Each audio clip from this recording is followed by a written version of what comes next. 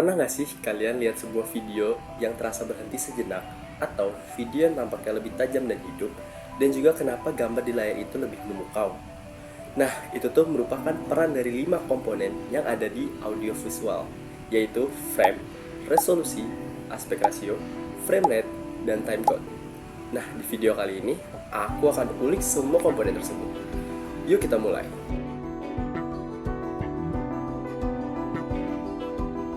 Pertama, kita akan bahas apa itu frame.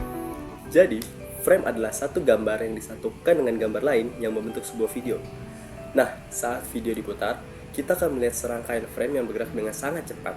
Contoh simpelnya ada pada kartun Sonicip.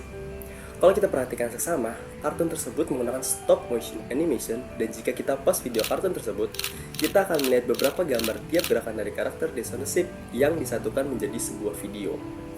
Selain itu, kita juga bisa melakukan hal menarik pada frame, yaitu freeze frame.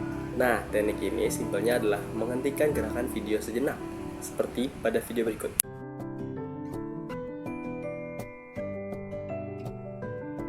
Jadi, freeze frame digunakan untuk menonjolkan momen tertentu, baik dramatis, aksi olahraga, hingga adegan komedi.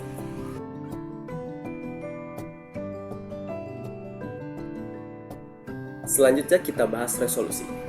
Resolusi adalah sejumlah titik kecil penyusun gambar atau biasa disebut dengan pixel dalam video. Jadi semakin tinggi resolusi, maka semakin tinggi juga pixel tersebut yang membuat hasil video semakin tajam. Nah, sebagai perbandingan di sini, ada video dengan resolusi 240p sampai 2160p. Di sini, kamu bisa lihat perbedaannya. Jika kita zoom pada setiap gambar, kita akan melihat bahwa resolusi 2160p akan lebih jelas dan tajam, ideal untuk layar besar. Sedangkan 240p itu cocok untuk video yang ringan dan hemat penyimpanan.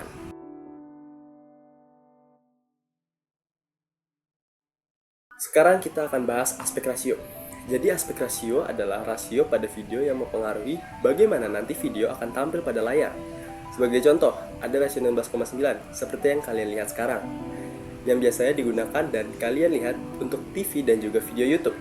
Lalu ada 4:3 yang biasa terlihat pada TV zaman dahulu yang bentuknya sedikit lebih kotak. Dan seperti yang kalian sekarang lihat juga pada video saya, ini merupakan 4:3. Dan yang terakhir ada 9:16 yang bisa digunakan dan dilihat pada media sosial. Jadi, setiap aspek rasio itu punya fungsinya sendiri.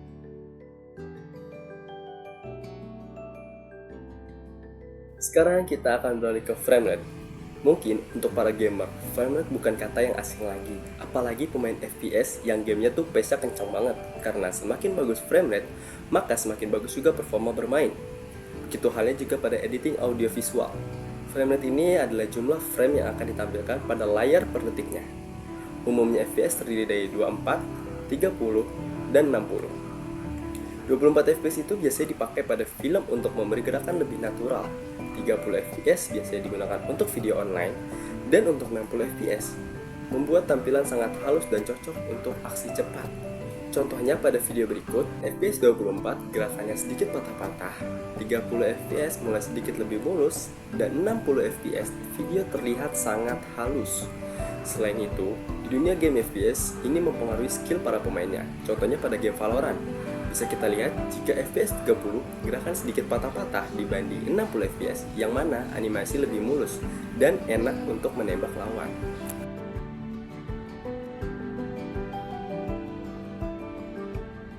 Dan ya, yang terakhir adalah timecode.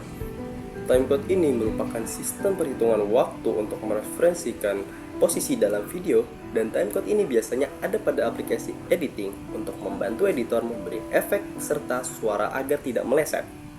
Contohnya, pada aplikasi ini, timecode yang tertera adalah 02012515. Jadi, cara membacanya adalah 02 itu untuk menunjukkan jam, 01 itu untuk menit, 25 untuk detik, dan 15 itu untuk frame. Jadi, itu dia frame, resolusi, aspek rasio, frame rate, dan timecode.